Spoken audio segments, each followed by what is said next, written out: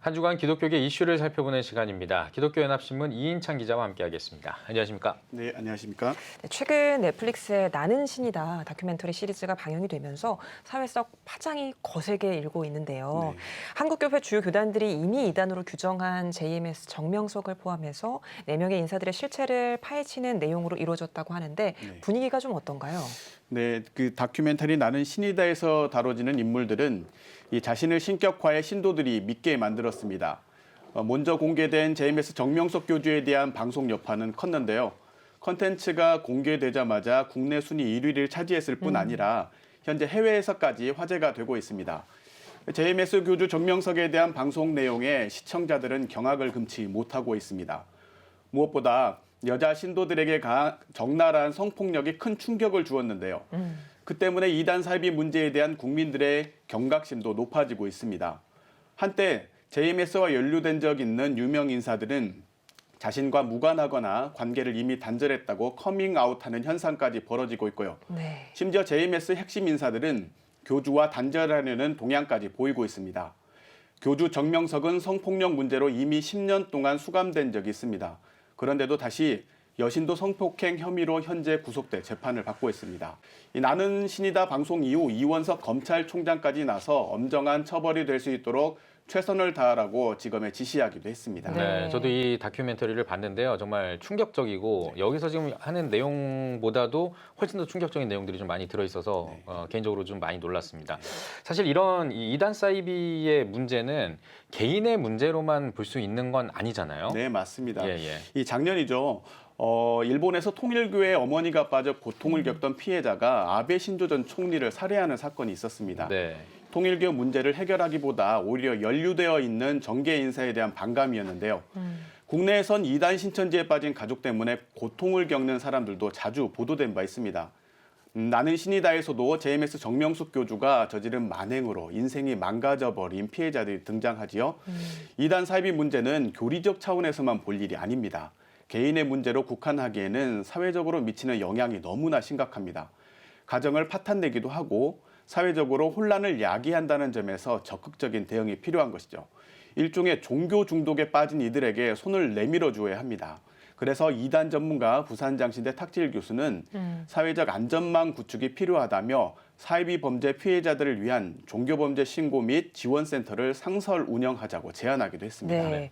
일반인들은 정통교회와 이단을 구분을 안 하기도 하고 또 못하는 측면도 있는데 그래서 피해가 더 클 것 같아요. 네, 그렇습니다. 이 최근에는 JMS 이름이 유명해지면서 영어 약자 이름이 같은 개인이나 사업체도 피해를 입고 있다는 웃지 못할 이야기가 돌고 있습니다. 이 선교단체 중에는 예수제자운동 JDM, 빚진 자들 선교회 DSM 같은 단체들도 오해를 받는다고 합니다. 예, 일반인들은 이단 사이비 단체도 교회 용어를 사용하기 때문에 건전한 교회까지 힐난하기도 하죠. 다 똑같다는 것입니다. 하지만 그렇지 않습니다. 무엇보다 교회는 살아있는 개인을 신격화하지 않습니다. 범죄를 합리화하지도 않죠. 주변에 오해가 없도록 잘 설명해 주시고 무엇보다 직접 선교단체에 연락해 확인해 보는 것이 좋겠습니다. 네, 알겠습니다. 이단 사이비 문제 잘 대처를 했으면 좋겠습니다. 네. 자, 다음 소식 한번 넘어가 보겠습니다. 이 동성애와 동성결혼을 합법화하려는 어떤 이런 시도나 이런 움직임이 우리나라뿐만 아니라 이제 전 세계적으로 좀 나타나고 있는 그런 분위기인 것 같습니다. 가까운 미래를 전망해 볼 수 있는 통계가 나왔다고 제가 들었는데 어떤 내용입니까? 네, 이 갤럽 인터내셔널이 전 세계 63개국 약 6만 명을 대상으로 향후 26년간에 대한 전망 조사를 했습니다. 우리나라도 포함됐고요. 10가지 조사 항목 중 관심을 끈 것은 동성 결혼에 대한 용인 여부입니다. 결과를 보면 응답자의 45%는 25년 동안 동성 결혼이 용인되지 않을 것이라고 내다봤습니다. 반면 용인될 것이라는 응답은 44%로 팽팽히 맞섰습니다. 조금 세부적으로 살펴보면 동성결혼 합법화가 이루어진 국가일수록 역시 동성결혼 용인 전망 비율이 높았습니다. 북아메리카가 66%로 가장 높았고 유럽연합 소속 국가들이 61%, 라틴 아메리카 49% 등 순이었습니다. 우리나라가 포함된 동아시아도 45%로 동성결혼 용인 비율이 높았는데요. 반면 서부 아프리카, EU 비가입 국가 등은 매우 낮았으며 중동 지역은 통계에서 빠졌습니다. 네, 그럼 우리나라는 어떻습니까? 네, 한국은 동성결혼 용인에 동의하는 비율이 39%로 비동의 비율 55%보다 16% 낮게 나타났습니다. 아직은 동성결혼 용인에 대한 비판적 시각을 갖고 있다는 점에서 다행이지만 마음을 놓을 수만은 없어 보입니다. 63개국 전체적으로 연령이 낮을수록 용인 비율이 높았는데요. 19세에서 29세는 58%, 30대는 47%, 40대는 43%, 50대는 37%, 60에서 79세는 22% 양상을 보였습니다.